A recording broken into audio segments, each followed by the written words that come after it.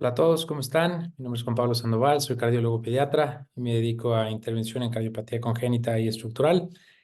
Quisiera agradecer a la Sociedad de Cardiólogos de Querétaro y ANCAM por esta atenta invitación, muy en particular a mi buen amigo y tocayo Juan Pablo Núñez y también al doctor Cristian Martínez por invitarme a estar este día donde se celebra el mes de la cardiopatía congénita. Es muy importante para todos aquellos que nos dedicamos al cuidado de los niños y adultos con cardiopatía congénita en nuestro país. Y bueno, yo tocaré brevemente, ¿no? Lo haré de una manera didáctica, simple y ojalá entendible para todos quienes nos acompañan. Si es la primera vez que escucharán sobre la intervención mediante cateterismo cardíaco en pacientes con cardiopatía congénita ante distintas entidades o defectos. Y aquellos que ya lo conocen, bueno, que sepan un poquito de lo que se ha ido actualizando o modernizando la terapia hacia los últimos años. Entonces, nada que declarar en cuanto a conflicto de interés. Y pues nada más, simplemente mucho lo que estarán escuchando ya en las charlas anteriores a la mía y muy seguramente en la que terminará el doctor Cristian Martínez sobre el panorama de la cardiopatía congénita actual, con un enfoque más hacia Bajío y Querétaro propiamente. Pero bueno, creo que en el sentido de lo que ya conocemos, uno de cada 100 niños tendrá una cardiopatía congénita.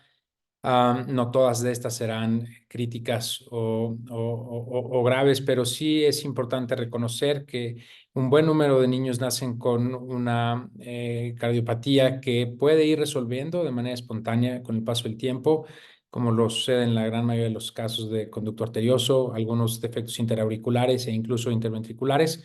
Pero sí que sepamos también que hay aquellas en donde no hay una resolución de manera espontánea y en donde entonces tendremos que participar, ¿no? Los cardiólogos clínicos, evidentemente los cirujanos cardiovasculares y en muchas ocasiones también nosotros que nos dedicamos a la intervención mediante cateterismo cardíaco para poder tratar de aliviar algunas de estas situaciones que ocurren a nivel del corazón y fuera.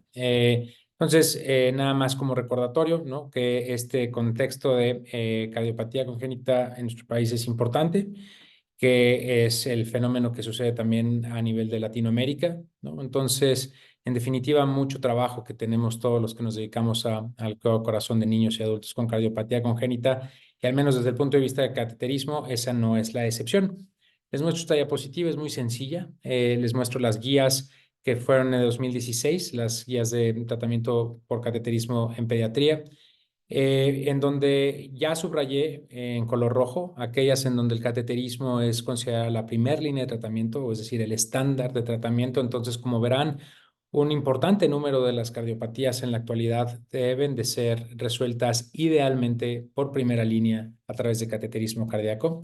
Y en azul les señalo en todas aquellas en donde el cateterismo es una alternativa razonable a la cirugía.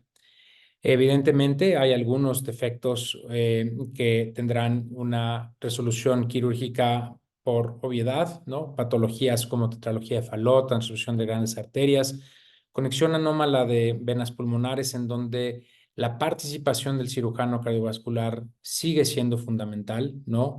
Y recordar a todos que en nuestro país hay un excelente nivel de cirugía cardiovascular en cardiopatía congénita en distintas entidades de la República y que es importante reconocer que nuestro trabajo no es ni mucho menos reemplazar la cirugía, sino simplemente ser una alternativa complementaria y sí en muchas ocasiones menos invasiva para algunos de los defectos en donde se puede resolver por ambas maneras.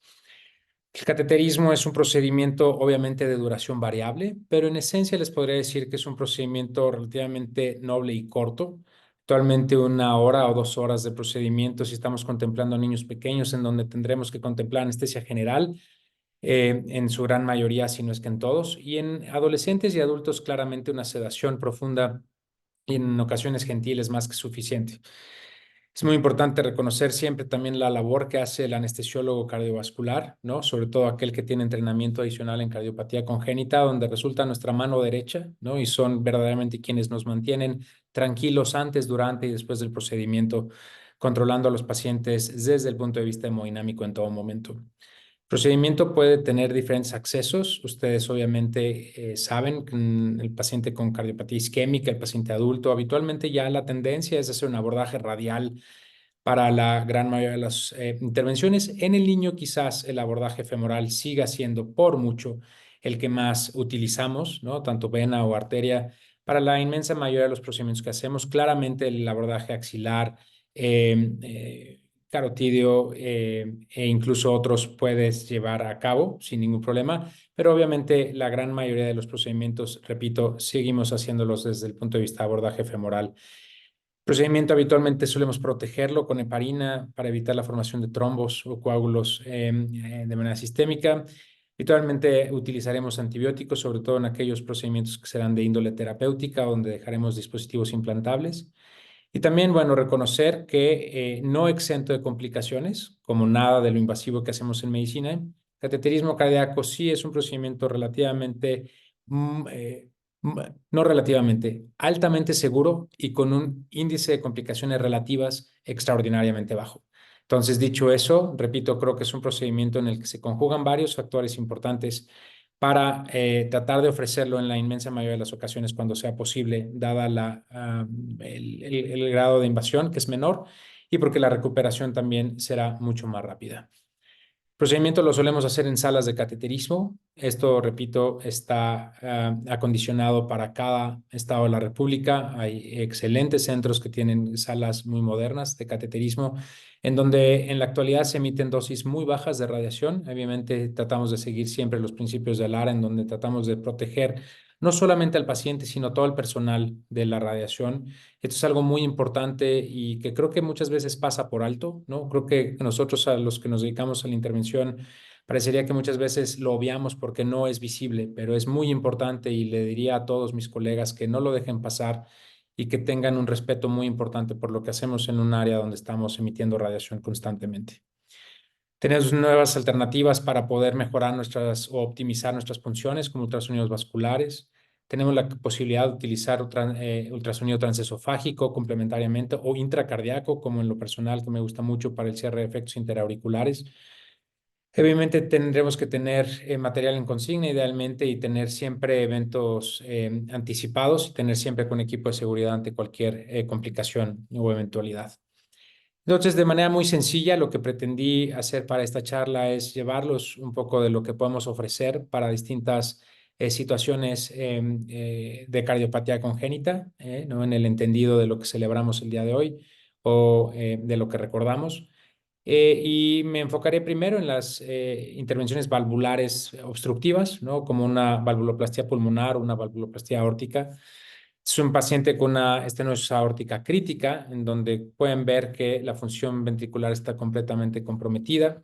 El objetivo tratará de ser en estos recién nacidos o lactantes menores que están habitualmente delicados o graves, tratar de mejorar la función cardíaca estableciendo una ruta menos invasiva que la cirugía, donde claramente estos pacientes con disfunción ventricular sería muy difícil poder llevarlos a bomba con ellos tolerándolo. Entonces, la alternativa es mejor llevarlos una dilatación con balón de manera urgente. Este es un ejemplo de un paciente con estenosis crítica, como comenté, y como pueden ver, un resultado favorable desde el punto de vista de la mejoría de la función. Obviamente a mayor edad y con grados de estabilidad, siempre también se puede hacer este procedimiento de manera mucho más selectiva y obviamente todo eso dependerá de lo que nuestros colegas clínicos y ecocardiografistas nos vayan compartiendo de acuerdo a cada paciente. Es un ejemplo de una valvuloplastia pulmonar que, como pueden ver en el video, que corre a una velocidad adecuada, es que puedan ver cómo está una estenosis valvular con una apertura endomo de la válvula, un jet central y una dilatación postestenótica. Y por ende, entonces, tratamos de aliviar la obstrucción de ese ventrículo derecho, ubicando un balón periférico en donde abriremos de manera manual para tratar de romper la fusión comisural que tiene la válvula y con esto mejorando el flujo anterógrado de sangre hacia la circulación pulmonar. Este es uno de los procedimientos que se realiza con mayor frecuencia en sala de hemodinamia, procedimiento muy bien tolerado, muy buenos resultados.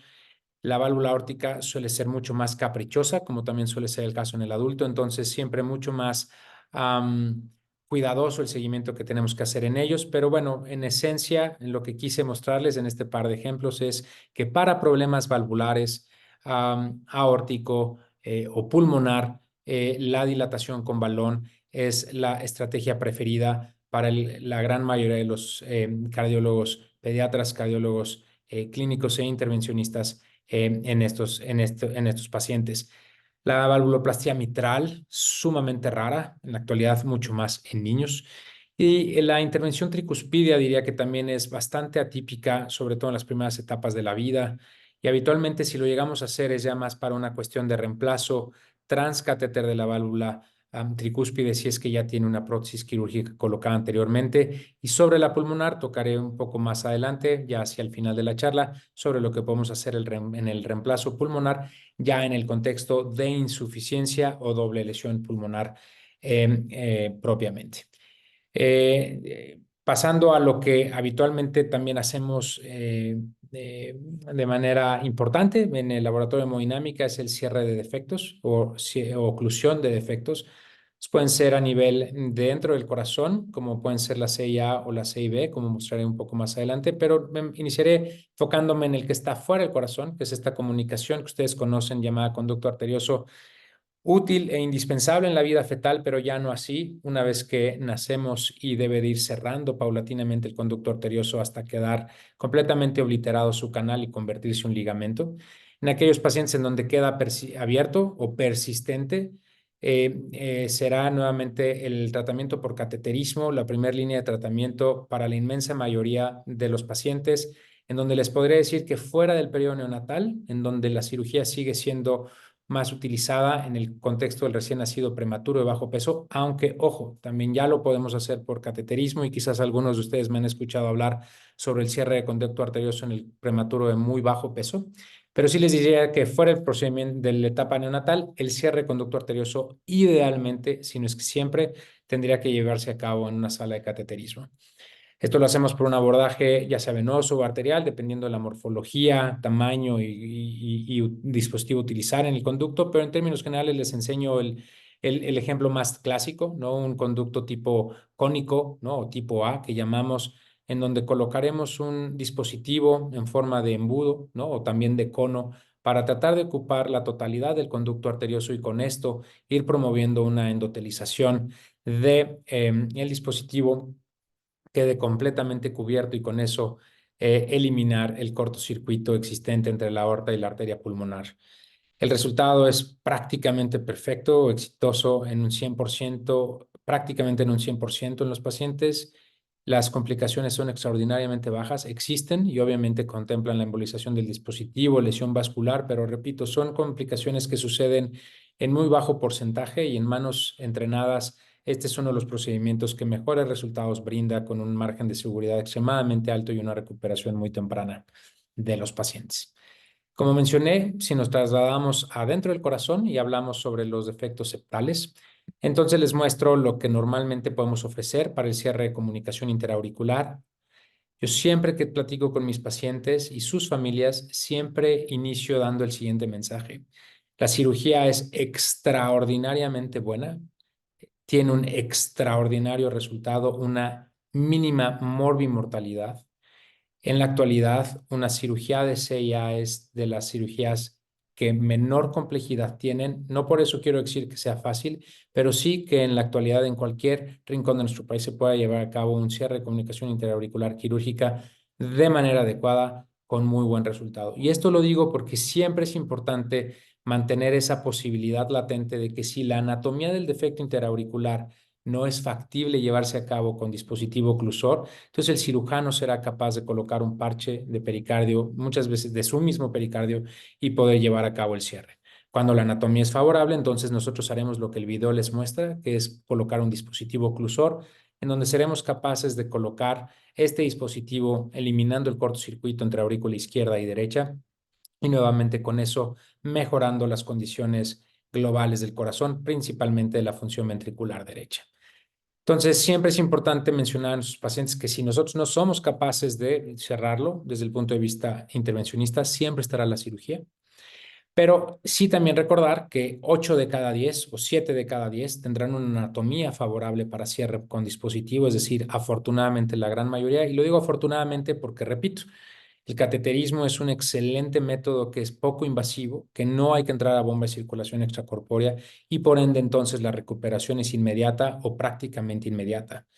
Obviamente el costo del dispositivo tiene un impacto importante, pero también así la cirugía. Entonces creo que en el contexto sigue siendo por mucho el abordaje por cateterismo el ideal, si repito, la anatomía lo favorece. Entonces el mensaje es nuevamente que platiquen bien con sus cardiólogos, pediatras, con sus ecocardiografistas y traten de definir si verdaderamente un defecto interatrial tiene las características de lo que llamamos los bordes o los márgenes favorables para poder colocar un dispositivo de manera adecuada y con esto resolver el problema. Les muestro lo que se ve habitualmente en la fluoroscopía, en donde colocamos estos dispositivos de doble disco, nuevamente tratando de garantizar su estabilidad. Repito, un porcentaje mínimo de riesgo de embolización y un alto porcentaje de recuperación inmediata una vez que se lleva a cabo el tratamiento. Cuando hablamos de la CIB, ahí sí tenemos que ser un poco más precavido en nuestras palabras, ¿no? Para defectos interventriculares musculares, claramente el cateterismo es una extraordinaria opción porque podemos colocar dispositivos también similares a los de CIA de doble disco en las estructuras, en el defecto interventricular, sobre todo cuando están alejados del sistema membranoso, donde ustedes saben pasa el nodo de conducción.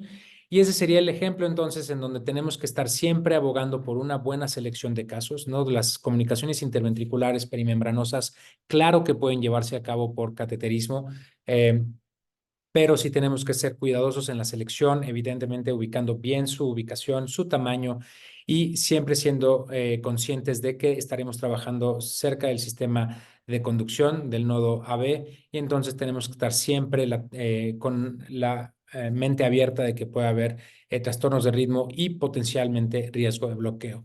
Riesgo de bloqueo en la actualidad con los dispositivos actuales, modernos, más blandos y menos rígidos es alrededor de 1 a 2%, que es exactamente igual que el de la cirugía. Entonces, repito, si se puede hacer una buena selección de casos, el tratamiento con dispositivo de CIB perimembranosa es una realidad. Yo lo realizo muy frecuentemente y no soy el único. Hay una enorme experiencia en otros centros del país en donde cada vez más defectos interventriculares bien seleccionados son llevados a cierre con cateterismo cardíaco. Nuevamente, esto es un trabajo entre cardiólogo, ecocardiografista, intervencionista y obviamente las familias para tomar la mejor decisión y considerar si es viable hacerlo o intentarlo por cateterismo.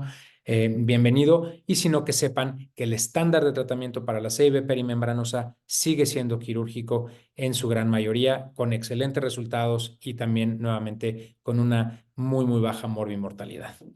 Si nos trasladamos ahora hacia las lesiones obstructivas, quisiera hablar simplemente de dos lesiones porque son las más frecuentes que vemos y obviamente hay combinaciones de distintas cardiopatías en donde podremos hacer algunas intervenciones complementarias o un poco más complejas, pero en esencia quiero mantener esto lo más simple posible, simplemente para demostrar lo que el abanico de posibilidades terapéuticas del cateterismo puede ofrecer y les muestro lo que también logramos ver relativamente frecuente en pacientes posoperados de tetralogía de Fallot o tronco arterioso o incluso de estenosis pulmonares aisladas, en donde podemos hacer nuevamente una intervención vascular donde en lugar de llevar a una plastía quirúrgica, podemos hacer lo que llamamos una angioplastía, que pudiera ser con balón, como se intentaba hace ya varias décadas, pero que también desde hace ya varios años hacia la fecha se ha modernizado y optimizado la terapia con la tecnología con la que se cuenta actualmente y obviamente también tenemos la utilización de stents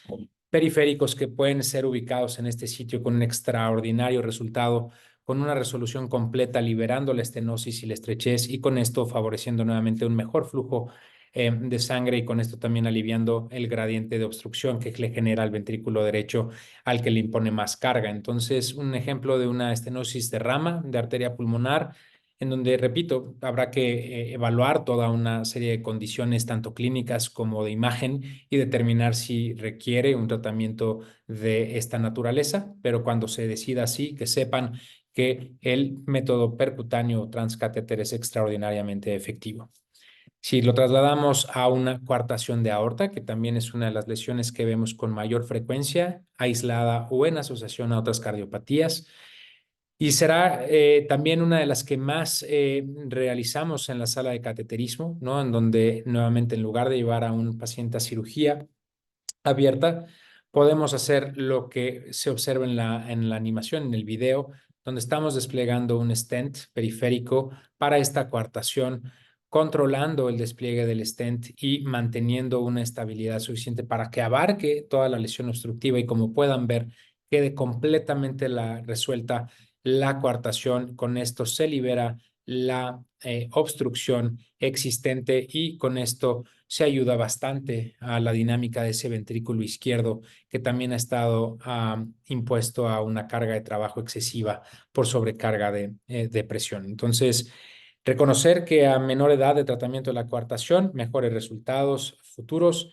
para la normalización de la presión arterial, pero también importante reconocer que este es uno de los diagnósticos que más vemos en pacientes ya mayores, ¿no? Adolescentes e incluso adultos en segunda, tercera, cuarta, quinta e incluso sexta década de la vida.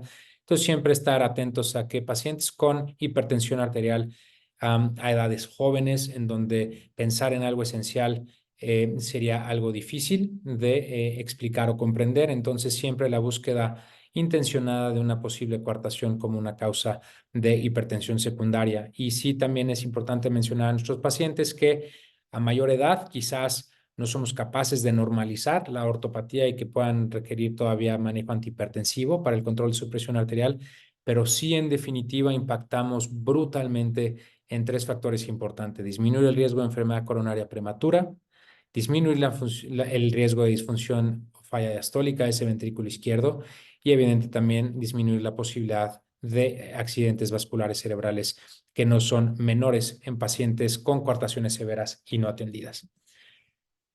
Y finalmente, repito, tratando de mantener esto de la manera más simple, quise tratar de hablar un poco de lo que la modernidad nos ha traído hacia los últimos años en relación a lo que podemos ahora hacer o alcanzar con medio del cateterismo cardíaco, y es ya no solo usar dispositivos para cierre de conductos pequeños o sellas pequeñas o sellas grandes o CIVs o coartaciones, sino que ya hemos sido capaces de igualar lo que han hecho nuestros colegas en la cardiología intervencionista de TAVI y de reemplazo tricuspidio, algunas cosas que ya se empiezan a hacer también de cateterismo estructural en la válvula mitral, como ustedes bien saben. Y bueno, que la pulmonar no es la excepción.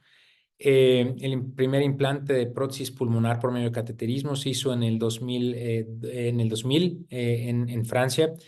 Y nosotros en el Instituto Nacional de Cardiología iniciamos el programa en el 2018, que ha catapultado a una cantidad de casos extraordinariamente elevada, siendo una de las series ya más grandes de Latinoamérica. Y lo decimos con mucho orgullo porque creo que es un camino que se ha hecho de todo un equipo que ha trabajado y que ha confiado en la terapia y la bondad que ofrece, junto con nuestros cirujanos, junto con nuestros intensivistas, junto con nuestros cardiólogos. Y creo que esa es una de las cosas que más extrañaré del instituto ahora que lo dejo, pero creo que en definitiva todo el trabajo que se hizo en la terapia de reemplazo pulmonar por medio de cateterismo es una, sin duda, de las mayores alegrías que tuve la oportunidad de participar, y de verdad que aprovecho este espacio entonces para agradecerles a todos en el instituto por haber creído en este proyecto.